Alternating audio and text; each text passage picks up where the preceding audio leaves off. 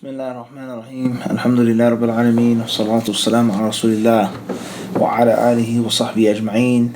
أما بعد, Al-Hafidh ibn Rajab al-Hanbali رحمه الله تعالى, he says, وكذلك التوسع في علم الأنساب هو مما لا يحتاج إليه، وقد سبق عن عمر وغيره النهي عنه، مع أن طائفة من الصحابة والتابعين كانوا يعرفونه ويعتنون به.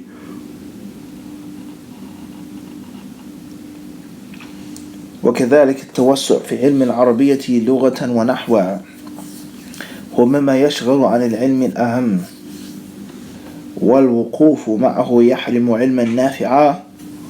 وقد كره القاسم بن مخيمرة علم النحو، وقال أوله شغل وآخره بغي، وأراد به التوسع في معرفة اللغة وغريبها، وأنكر على أبي عبيد توسعه في ذلك وقال هو يشغل عما هو أهم منه.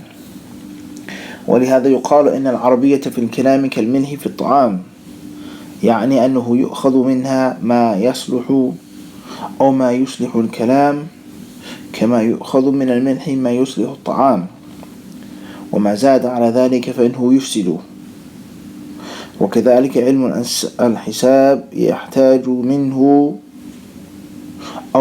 منه إلى ما يعرف به حساب ما ينتفع من قسمة الفرائض والوصايا والأموال التي تقسم بين المستحقين لها، والزائد على ذلك مما لا ينتفع به أو مما لا ينتفع به إلا في مجرد رياضة الأذهان واستقالها لا حاجة إليه، ويشغل عما هو أهم منه.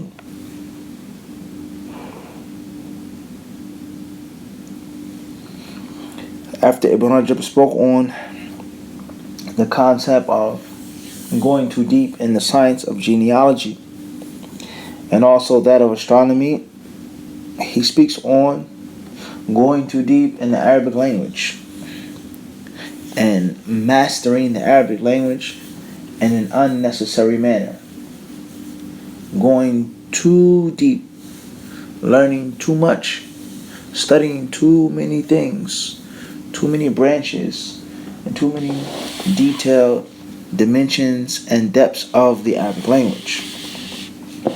He says this is something which will prevent you from studying and learning and benefiting from that which is more important, that which is more substantial, more of a necessity. And he goes on to mention that some of the ulama dislike this of the past.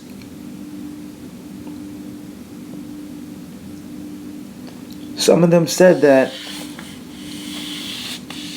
it is a thing similar to salt in food. Too much salt will spoil the food, but it needs a little bit of salt to make the food tasty. And he also quotes one of the ulama of the past with regards to him saying that the beginning stages of nahu is, he says, shughul. This is unnecessary work, a headache. And he says in the latter stages, or the final destination of learning nahu, is baghi. He says it's pride and conceit and looking down upon others and talking about other people. Ibn Rajab rahimahullah, he said that what he meant by this was a tawassul, going too deep and going too far. And it shouldn't be understood from this that a person should learn the Arabic language and shouldn't learn and study nahu. That is not what is meant by this. And even if it was, this man, he's not the Prophet ﷺ, and his statement is not to be used as authoritative proof and evidence. It's not to be used as a dalil, as hujjah. And we've explained this many times before. And perhaps it's one of the biggest problems of many of the youth today. They take statements of tabi'een, even statements of sahaba, but let's just say of those who came after the Salaf al-Salih, statements of this imam and of that imam of the 3rd, 4th, 5th century, and they make them as dalil and as hujjah. And that's a problem. And not only do they have a poor understanding But then they have extremism and excessiveness in it. They're excessive. And as one of the mashayikh today mentioned, they'll destroy 5 qawa'id of the religion, major principles and maxims, just to implement the statement of one imam. And that's a huge problem. That's a huge problem. So whether he meant that or not, that's not the Prophet ﷺ. And a person cannot understand the Quran or Sunnah unless he becomes strong in Nahu. So therefore that statement is not to be understood absolutely. And if it was, it's not the Rasul ﷺ. Everybody clear with this, inshallah, subhanahu wa ta'ala? So the point is that you learn Arabic for necessity. You learn Arabic, which you need to take from and understanding the Quran, understanding the tafsir, understanding the hadith of the Prophet ﷺ, being able to read the books of the ulama and benefit from that kalam. However, when you sit down and look at what he said and think about it, it makes a lot of sense. And whenever you find someone who's really, really good in Arabic and studies and specializes in Arabic, in most cases you find them looking down upon other people. You find them to be very conceited, very arrogant. Not everyone, but it's often. There's no doubt about this. You find a person who's a specialist in the Arabic language, he always wishes to criticize other people's kalam. He's making mistakes. He can't even say this right. His tongue is messed up. This person is like a non-Arab. Listen to his errors. Listen, so on and so on and so on and so forth. That's a problem. But, as we said, there is a level and there is a balance. Some people, when they speak Arabic, unfortunately, it's like an amusement. It's like you're going to the circus. It's like you have a clown at a birthday party with a big red nose, unfortunately. And it's a laughing stock. And it's not just because a person is making a mistake. People have different levels of talent and skill. But it's because a person, he comes off like Ibn Taymiyyah, speaking, and the ulama, and this and that, and this and that. And when you listen to the Arabic, it's a laughing stock. It's really sad. It's really sad, and it's a shame. But it's like a clown. It's like the person is trying to make you laugh. He's trying to entertain you by being so ignorant. Listen to how he speaks. Listen to how he talks. He barely knows Arabic.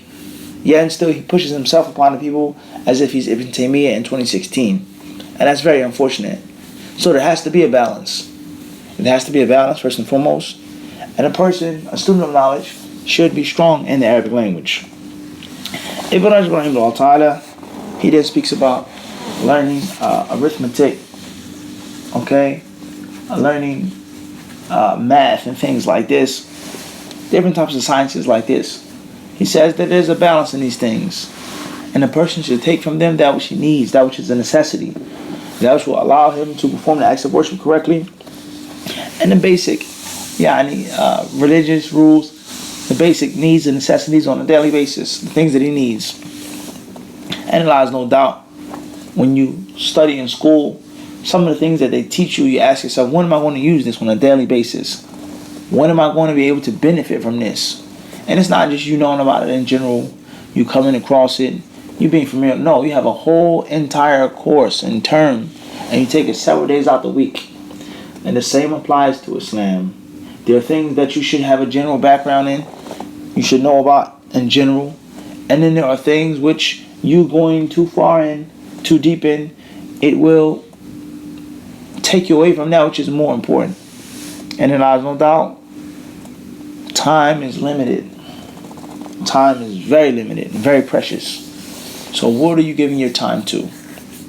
Then Ibn Rajab rahimahullah ta'ala, after speaking on that, he says, وَأَمَّا مَا أُحْدِثَ بَعْدِ الصَّحَابَةِ مِنَ الْعُلُومِ التي توسع فيها أهلها وسموها علوما وظنوا أن من لم يكن عالما بها فهو جاهل أو ضال فكلها بدعة وهي من محدثات الأمور المنهي عنها فمن ذلك ما أحدثته المعتزلة من الكلام في القدر وضرب الأمثال لله وقد ورد النهي عن الخوض في القدر.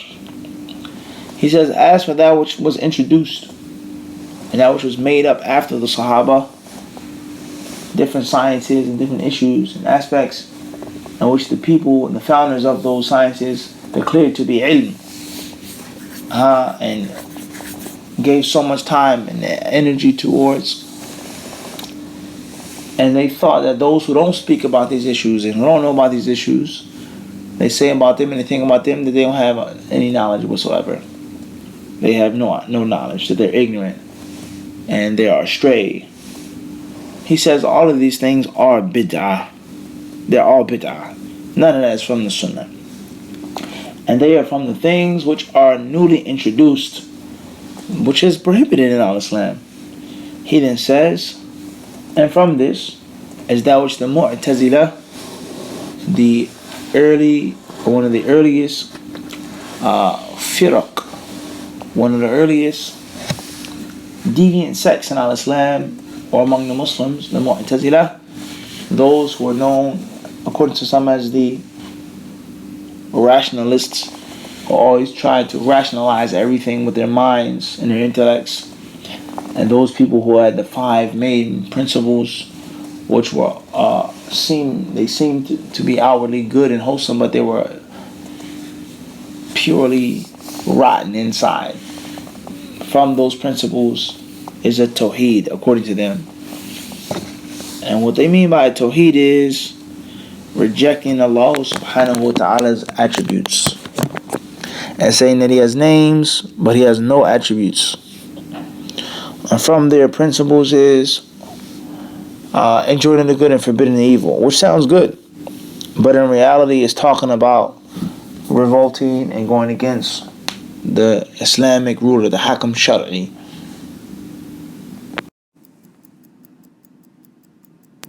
And there are many other innovations that the Mu'tazila sect had introduced, practiced, encouraged, and invited others towards, and even in some cases physically forced people to adopt their corrupt aqidah. And a few more of the points of their deviant aqidah, the author Ibn Rajab rahimahullah is going to mention very shortly. As it is well known in the story of Imam Ahmad rahimahullah and the other ulama who went through those trials and tribulations as well. Imam Ahmad wasn't the only person that went through those trials, in contrast to popular belief. Many people, they think that Imam Ahmad was the only one that was tortured and forced and so on and so forth. The reason why Imam Ahmad became so famous, first and foremost, is Ahmad, and secondly is because Imam Ahmad was the only one, they say he was the only one who remained alive and stood firm. There were a few that remained firm, but they had passed on, they died. They didn't make it to the final stages and steps that Imam Ahmad did. And there were some ulama that were tortured and persecuted, and they held firm. And they refused to say that the Quran was created. They refused to take the other main 5 principles of the Mu'tazila and many other acts of bid'ah. But after a while, they gave in to the torture, to the punishment and the torment. And they took the rukhsah, the allowance or the concession from Allah subhanahu wa ta'ala, which will allow someone to hold the statement of kufr, to make a statement of kufr, if he is being coerced, if a person is being forced. But Imam Ahmad rahimahullah, Allah had protected him and made him firm and kept him to be steadfast despite the pain and the torture and the agony, the humiliation. And he did not take the rukhsah. He didn't take the permission to make a statement of kufr, even though the heart is firm upon iman in Allah. And some of the ulama say that he felt that it was unnecessary, or even perhaps impermissible at that time, for a great alim who was a role model to the people to say that statement, and that a person had to sacrifice himself for the purpose of preserving the true aqidah of al-Islam. The author rahimahullah ta'ala, and before we move on any further, the concept of the Mu'tazila and their principles, who they are, why was their aqidah so dangerous, isn't the topic of our discussion. And there are many other sources in which this has been dealt with in detail. But it's very important for every Muslim to understand in general that the aqidah are considered to be the pious predecessors of the Ash'ariyah. The Ash'ari aqidah, the Ash'ari school of thought, is not the only, but one of the pious predecessors, one of the founding fathers of the Ash'ari creed. And that is because the creed of the Ash'ari sect, which was supposedly founded or originally developed by Abu al-Hasan al-Ash'ari, he was a man who had different stages and phases in his life. He lived as a Mu'tazili, he lived upon Aqeedah of other people, and then finally towards the end of his life he had repented and he left off many of those false understandings, principles, and ideologies, many of that bid'ah with regards to distorting Allah's names and attributes, the rationalizing of the affairs of the unseen, and things like this. However, a big part of the Aqeedah of the Ash'ari sect is from the Mu'tazila sect. Rather, some of the ulama of the past, they said that the Ash'ari creed, he says the Ash'aris are the female Mu'tazila. They're soft Mu'tazila. They're girly Mu'tazila. In other words, as if he said they're diet Mu'tazila. They're light. Their Aqeedah is just like that, but they're afraid to say the things that the Mu'tazila had the courage to say. Okay? And there are many principles that the Ash'ari creed is based off of from the Mu'tazila creed. But obviously the Ash'ari creed is better, without a doubt. You cannot impress anyone. Their creed is not 100% Mu'tazila creed. And there are many things in which they did go away from the way of the Mu'tazila, but there are many things that they remained upon. And we're not here to discuss that in detail. We're just trying to prove a point of how bad it is to have the Ash'ari Aqeedah, and that it is not the Aqeedah of Ahlul Hadith. It is not the Aqeedah of Ahlul Sunnah wal Jama'ah. No matter who says it was. No matter the people who try to falsely attribute it to the Salaf and Ahlul Sunnah, it isn't. And the proof that it isn't is that there are too many, this is one proof, too many parallels between the Ash'ari Aqeedah and the Mu'tazila Aqeedah. Especially in one of the basic points of affirming Allah subhanahu wa ta'ala, affirming Allah, affirming the existence of Allah, affirming the attributes of Allah subhanahu wa ta'ala. The attributes that they do affirm, how do they affirm them? And the attributes that they negate and distort, how do they negate and distort them? The creed is the same. The usloob is a bit different, but it is the same. The reason why Allah subhanahu wa ta'ala doesn't have this attribute is because it, resembles those of His created beings. The reason that Allah subhanahu wa ta'ala doesn't have this attribute because it is something of a mortal place or a physical body. And all mortal places and physical bodies are similar and equal, so therefore we distort it and mean that it means something else. It goes back to the Mu'tazila principle. Khair, inshallah, let's move on. The author, rahimahullah ta'ala, he then says, وَأَمَّا مَا أُحْدِثَ بَعْدَ الصَّحَابَةِ مِنَ الْعُلُومِ الَّتِي تَوَسَّعَ فِيهَا أَهْلُهَا وَسَمَّوْهَا عُلُومًا وَظَنُّوا أَنَّ مَنْ لَمْ يَكُنْ عَالِمًا بِهَا فَهُوَ جَاهِلٌ أَوْ ضَالٌ فَكُلُّهَا بِدْعَةٌ وهي من محدثات الأمور المنهي عنها. فمن ذلك ما أحدثته المعتزلة من الكلام في القدر وضرب الأمثال لله، وقد ورد النهي عن الخوض في القدر.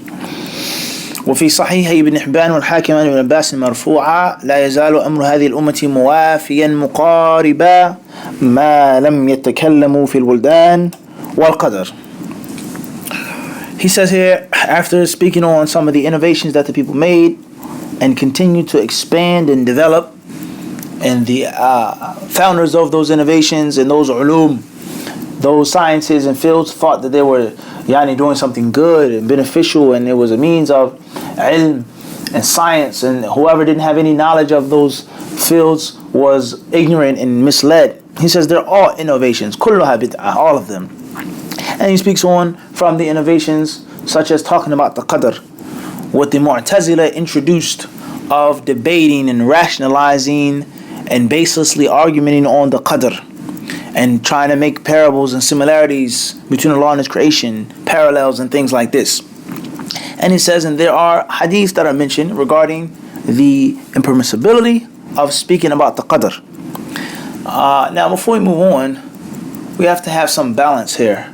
Just like we said before in other parts of the book and other lectures, is that when we read these different statements of some of the people of knowledge of the past, whether they're the Salaf, even the Sahaba, let alone those ulama who came later on, there has to be detail and there has to be balance. You have to understand what is being said. You have to understand what they mean. And most importantly, whether they mean it or not, whether they're said or not, you have to understand what the adillah, with the dalil clearly proves and doesn't prove, what it allows and what it prohibits. And let alone the light of the other ulama of Ibn Rajab's time, before him and after him, those who were similar to him, those who were greater than him, and those who were lesser than him. With regards to talking about these issues, okay, Ibn Rajab, he talked about genealogy, he talked about mathematics, he talked about astronomy, all right, nahu, sarf, things like this, Arab literature and poetry. He spoke on those coming thinking that they're more knowledgeable than those who came before them, branching off in issues of fiqh and things like this. It doesn't prove that a person's knowledge is more if he can branch off into more fiqh. All right, and also talking about the qadr. These things are not absolute. They are not absolute. Rather, there are times in which a person does have to expand in the Arabic language. And there are times in which issues of astronomy are not haram, and they're very beneficial for the Muslims. There are times in which the ulama of the Sunnah spoke on qadr, as Ibn Qayyim rahimahullah ta'ala explained in Tariq al-Hijratain, saying that what's meant by not talking about the qadr isn't not discussing it and not believing it and understanding it, what can be understood from it to our small limited minds. But he said is the way of innovation, the practice of those people that speak about the qadr with rationalizing it and going against the way of Ahlul Sunnah and Ahlul Hadith, trying to find contradictions in the Quran and the Sunnah, throwing one ayah against another, one hadith against another, hurling one thing against another thing. As far as having the fiqh of the Kitab and Sunnah, the understanding of the Kitab and the Sunnah, defending the Kitab and the Sunnah from people who say that there are contradictions, inconsistencies, and things like this, then that is not prohibited. So Ibn Qayyim, he says, as for speaking with ilm, with proper knowledge, he says, أَمَّا بِعِلْمٍ فَلَا. There's nothing wrong with that. What's meant by these prohibitions, if they're even authentic, is the speaking of the qadr and other affairs of aqeedah in Islam without proper knowledge, based off of one's desires, one's whims, one's aql, what my mind tells me, what I think and what I feel. So there has to be a balance, there has to be a difference. And there are many other issues like this as well. There are many immature students of knowledge and even some scholars that may have a great deal of knowledge, only Allah knows their intentions. They bring these statements like this and they present them to the people with utmost absoluteness. First and foremost, these statements are not statements of the Prophet ﷺ, as we said before. It's not the Rasul's statement. Anyone besides the Rasul's statement could be right and could be wrong. Anyone. Secondly, if it was correct statement or authentic, it does not necessarily mean that it is absolute. Rather, there are hadith that aren't absolute, let alone statements of those who came after the Prophet sallallahu alaihi wasallam. Let alone the intended meaning of the statement. The intended meaning of the statement.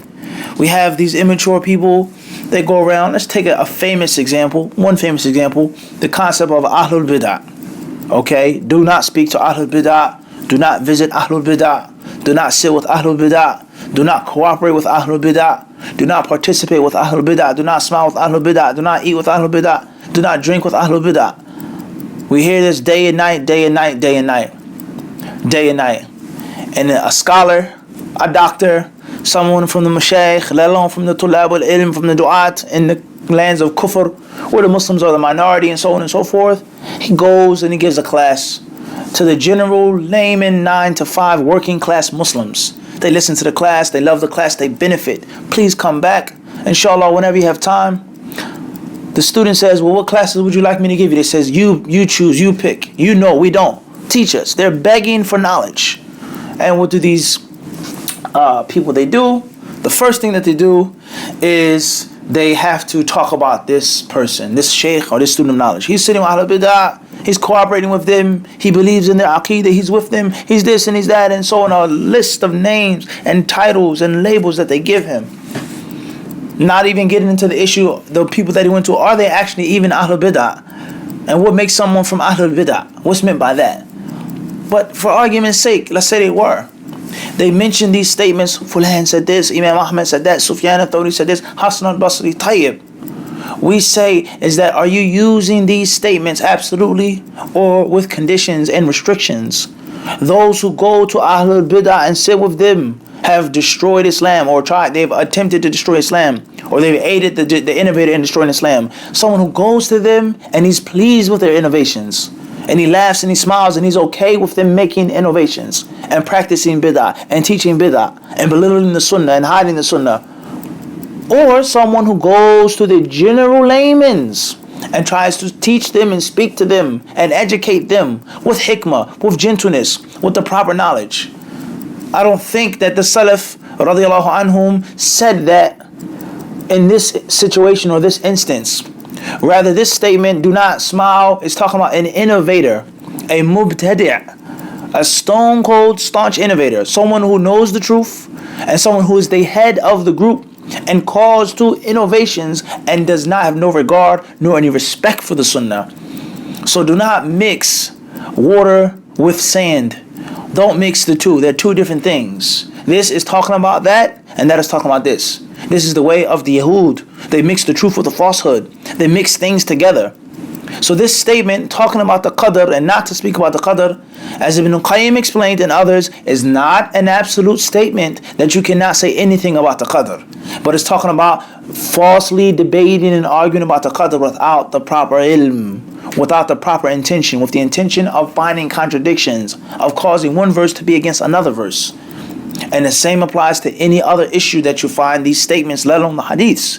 Do not sit with Ahlul Bid'ah for the purpose of listening to them, for the purpose of just to befriend them, to aid them, not to enjoin the good, not to forbid the evil. That does not mean that you do not call to Allah and educate the people and teach the people and try to nurture the ignorant jahil Muslim that doesn't have too much knowledge of the basics of Islam, let alone innovations. What is innovation? What is the bid'ah? I can't barely recite Surah Al-Fatiha properly. And the list goes on. وَلَا حَوْلَ وَلَا قُوَّةَ إِلَّا بِاللَّهِ. And Allah subhanahu wa ta'ala, He told us in the Quran about how people will cause corruption in the land. They will make fasad. They will cause trouble in the earth. And they will say that we are إِنَّمَا نَحْنُ. He says, we are the muslihun. We are the peacemakers. When it is said to them, لَا تُفْسِدُوا فِي الْأَرْضِ, do not make trouble in the land. They say, we're the peacemakers. Allah says, أَلَا إِنَّهُمْ هُمُ الْمُفْسِدُونَ. Indeed, they are the mufsidun. They are the troublemakers, but they realize it not. So to mislead people, to confuse people, to hide information, to hinder knowledge from the people, لَا حَوْلَ وَلَا قُوَّةَ إِلَّا بِاللَّهِ. And then to mix and jumble up things and throw things incorrectly. Only Allah knows the amount of harm that has been caused. Let's just deal with America. Only Allah knows the harm that has been caused in America and the wasted opportunities in America for the indigenous Muslims, the minority of the people, the least of the least. Only Allah knows what has happened to so many poor souls. 20 years out of their lives, 30 years, some people their entire lives wasted with this garbage and this nonsense. They had the opportunity to learn, to study, to benefit, to build, to put a community together, and to teach their children and raise their families and call their non-Muslim relatives and neighbors. وَلَا حَوْلَ وَلَا قُوَّةَ إِلَّا بِاللَّهِ. Only Allah subhanahu wa ta'ala can help us in this situation. Moving on. He says here that there is collected by Imam Ibn Hibban and by Imam Al-Hakim, narrated Ibn Abbas radiallahu anhuma, that the Prophet ﷺ is supposed to have said, he says, لا يزال أمر هذه الأمة. He says, the affair of this ummah, the state of my followers, will be good. It will be balanced. It will be okay, as long as they don't speak about children and qadr. As long as they don't speak about children and qadr. And what's meant by speaking about children is أطفال المشركين, as Imam Ibn Hibban rahimahullah ta'ala said, the children of the polytheists. The children of the polytheists. In other words, when a young mushrik dies, he isn't of age, she isn't of age, are they going to hell or are they going to heaven? Are they going to Jannah or the Nar? From one aspect, they are a part of the mushrikeen, they're with the mushrikeen. Their fitrah has been disturbed. But from another aspect, they aren't of age, they're still young. So where are they going to go? So this hadith tells us not to speak about this. And it also says not to speak about the qadr. because it says that the Muslims will be upon good, they'll be steadfast, they'll be balanced, as long as they don't talk about these two issues. So, before we move on to the speech of Ibn Rajab, we say that what's meant by this hadith is to falsely speak about these two issues, to rationalize logically without no dalil, without no evidence, just off of your mind. And even the concept of rationalizing something or logically explaining something isn't 100% dispraised. It isn't dispraised absolutely. Rather, the Muslim, he bases his aqidah and he bases his belief off of the text of Kitab and Sunnah. And affirming the Kitab and the Sunnah, teaching them, explaining them, and refuting innovations, oftentimes you need to rationalize things and logically debate with people. As we find in the works, for example, of Shaykh Islam ibn Taymiyyah, rahimahullah, let alone Ibn al-Qayyim, let alone many of the ulama who came after them, who came before them, from the ulama of al-Hadith. So the concept of using one's intellect before the text of the Kitab and Sunnah, or the concept of taking one's intellect beyond its state, beyond its status, beyond its place, its befitting place. Your mind cannot go but so far. But using it in the proper place, there's nothing wrong with that.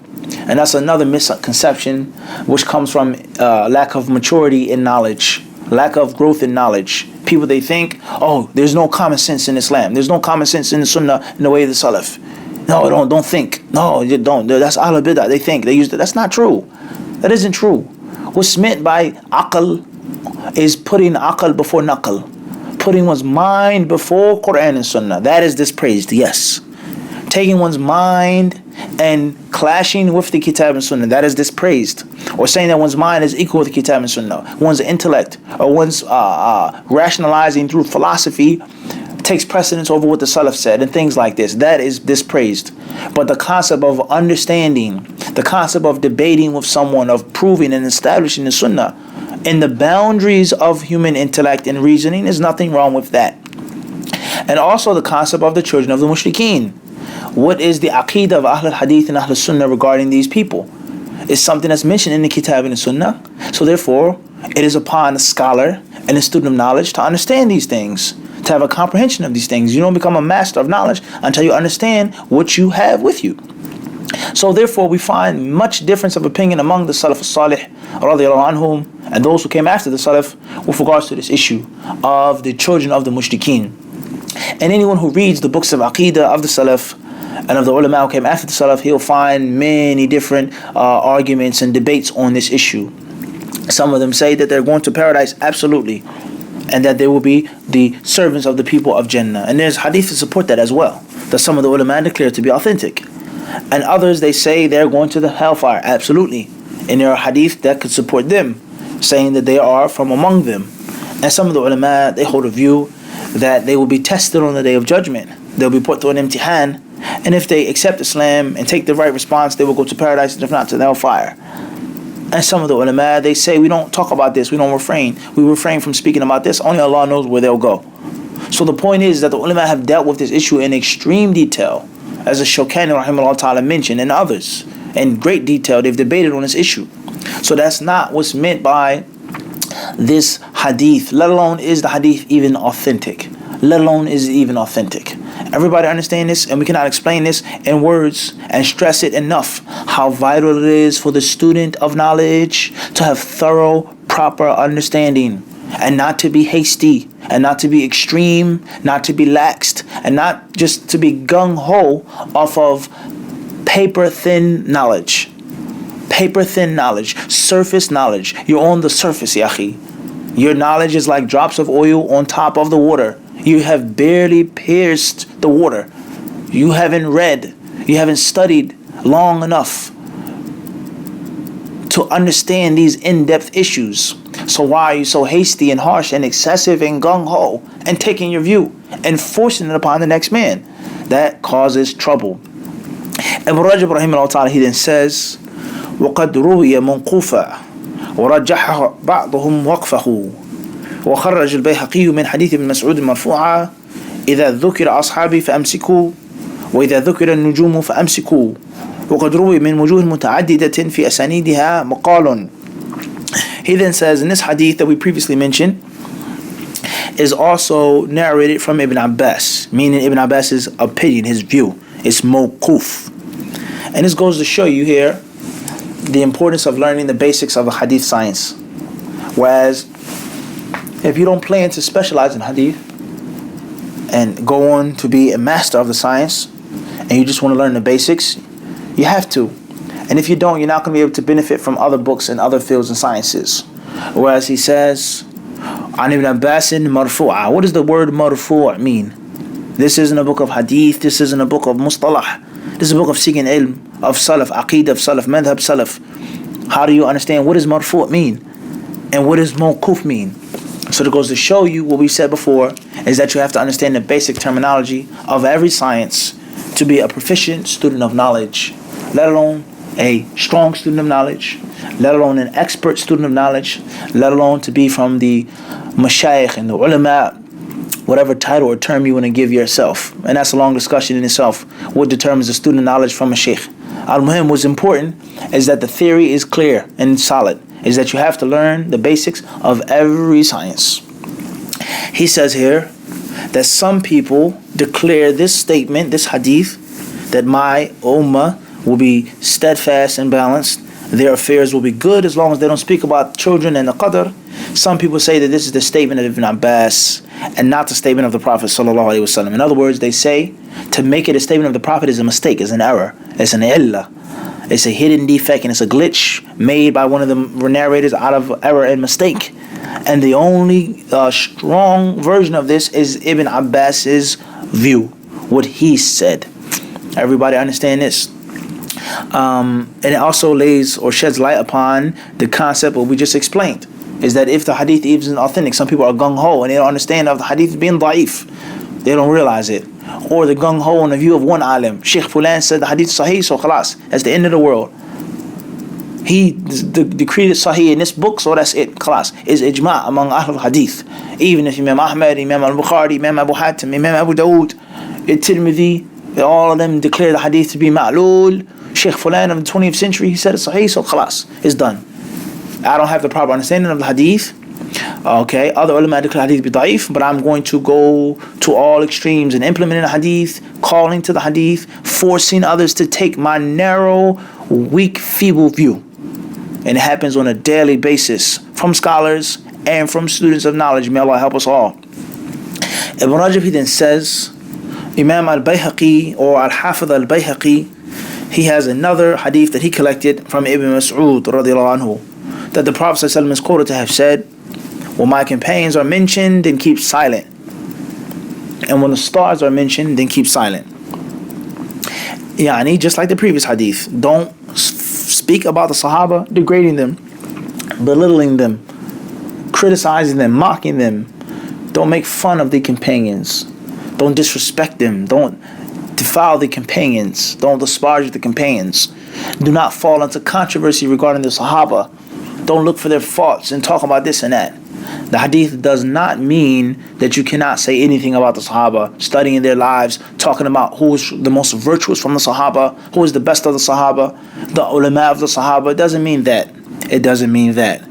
And it also says when the stars are mentioned, then refrain from speaking. In other words, do not falsely speak about astronomy and astrology. Do not speak about this star has this power and this planet and this and so on and so forth. Don't speak about those things that you have no knowledge of. And do not speak about those things that could lead you to danger in your aqeedah. Even if something could be true or something could be relative. But if it is Islamically prohibited, do not speak about it. Do not delve into it because it's beyond your knowledge. And if it was any good for you to understand and to believe in, accept, indeed Muhammad ﷺ would have made it more than clear for you. He says, and this hadith is reported by several different chains, several different routes of narration, and they're all weak. All of them have problems. And this goes to show us once again the concept of weak narrations being used, the concept of weak hadith being mentioned. Now look here carefully. Okay, with what we mentioned in a few other classes, is that Ibn Rajab rahimahullah, who was from the foremost ulama of the 8th century, not necessarily the best or the big, but he was from the foremost without a doubt when it comes to trying to revive the way of the Salaf Salih in all its aspects. Even the title of the book, the title of the book, The Superiority of the Ilm of the Salaf. And if he himself is this person who's a huge proponent for the way of the Salaf Salih, reviving it, calling to it, proving its superiority over the other ways, and look how he mentions da'if hadith over and over again. Ibn Abbas's narration, Ibn Mas'ud's narration, this one, that one. Isn't that an interesting fact? So for someone to come along and say there's no da'if hadith in the books of the people who follow the Salaf. Any book that has da'if hadith is useless, is baseless, burn it, get rid of it. This beneficial book, you can't take it because it's da'if hadith in it. Don't you find that very interesting? He's promoting the madhab of Salaf from the foremost of the ulama of that century, and he's quoting da'if hadith. It's definitely food for thought. Moving on. Ibn Rajab rahimahullah ta'ala, he then says, وروي عن ابن عباس أنه قال لميمون بن مهران إياك والنظر في النجوم فإنها تدعو إلى الكهانة وإياك والقدر فإنه يدعو إلى الزندقة وإياك وشتم أحد من أصحاب محمد صلى الله عليه وسلم فيكبك الله في النار على وجهك وخرجه أبو نعيم مرفوعا ولا يصح رفعه. He says here, it is also narrated that Ibn Abbas radiallahu anhuma once said to Maymun ibn Mihran, he said to him, beware of looking into the stars, because it leads you to divination, to speaking on the stars with the creed of the divine. Those who think that the stars have power and effects on the people's moods and feelings and lifespans and who you should marry and your sign and so on and so forth. He says, beware of this, because this is what it leads to.